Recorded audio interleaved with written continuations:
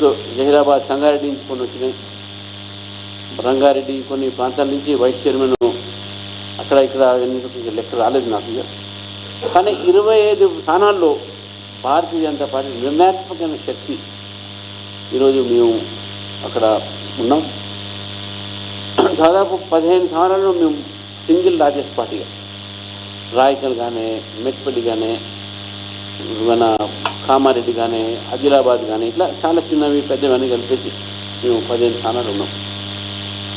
ఈరోజు ఆదిలాబాద్లో కూడా సింగిల్ లార్జెస్ట్ పార్టీ మరి. మాకు గతంలో కరీంనగర్లో ఉన్నదానికన్నా ఈసారి 17 వార్డు డివిజన్స్ పెరిగినాయి. మాకు 17 ఎక్కువ గెలిచినాం. ఆదిలాబాద్లో గతం కన్నా ఈసారి మేము 11 ఎక్కువ గెలిచినాం. కామారెడ్డిలో గతం కన్నా ఈసారి మేము 8 గెలిచినాం. మెట్పల్లిలో గతం కన్నా ఇప్పుడు 6 గెలిచినాం ఎక్కువ. రాయకల్లో ఇంతకుముందు 0 ఉండే, ఇప్పుడు మేము 5 గెలిచినాం. అదేవిధంగా ఆరుమూరులో 5 ఉండే, ఇప్పుడు 8 గెలిచినాం. మహబూబ్నగర్లో మేము 8 గెలిచినాం. ఇట్లా మీరు చూసుకుంటా పోతే ప్రతి చోట కూడా మా ఒక గేమ్స్ అయినాయి, మాకు పెరిగినాయి. ఈస్టర్న్ తెలంగాణ అంటే ఖమ్మము, వరంగల్ ఆ ప్రాంతం ఏది ఉందో గతంలో మాకు ఎటువంటి ఒక ప్రాతినిధ్యం లేనటువంటి కొత్తగూడెంలో కూడా, కొత్తగూడెం కార్పొరేషన్లో మేము ఒక కార్పొరేటర్ గెలిచినాం. అశ్వరావుపేటలో కూడా మాకు ఒక గెలిచినాం.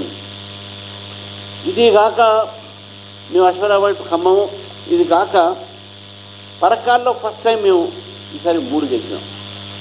అదేవిధంగా ఈ యొక్క కాంటెస్ట్లో లేదు భారతీయ జనతా పార్టీ అనేది సీరియస్గా మేము కాంటెస్ట్ చేసినటువంటి ఒక ప్లేసెస్ మనం చూసాం. తర్వాత ఏవైతే మా ఓటు బేస్ ఉన్నదో అది చాలా చోట పెరిగింది, ఒక్కొక్క చోట అదేవిధంగా తగ్గించింది.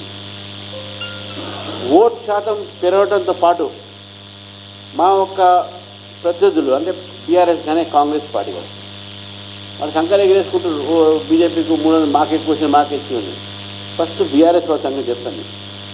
బీఆర్ఎస్కు వాళ్ళ ఒక 43% తగ్గినాయి. వాళ్ళకు ఇప్పుడు ఓన్లీ 29%కి వచ్చినాయి.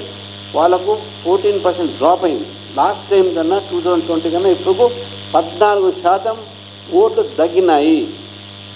వాళ్ళకు గతంలో 1340 వార్డులు ఉంటే ఇప్పుడు కేవలం 750 వార్డులు వచ్చినాయి.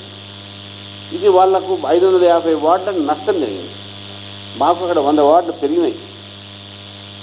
తర్వాత బీఆర్ఎస్ పార్టీ ఆ రోజు ఏదైతే వాళ్ళకు 800-700 స్థానంలో ఉన్నటువంటి ఒక 1000 పైన ఉన్నటువంటి ఒక స్థానంలో వారికి ఇప్పుడు బీఆర్ఎస్ మొత్తం తగ్గి 550కి వచ్చి ఇప్పుడు కేవలం 13 మున్సిపాలిటీకే పరిమితమయ్యారు.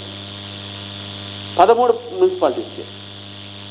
మరి ఇది ఎవరి పక్షాన తీర్పు అని ఒకసారి తెలంగాణ ప్రజలు కూడా ఆలోచించాలి.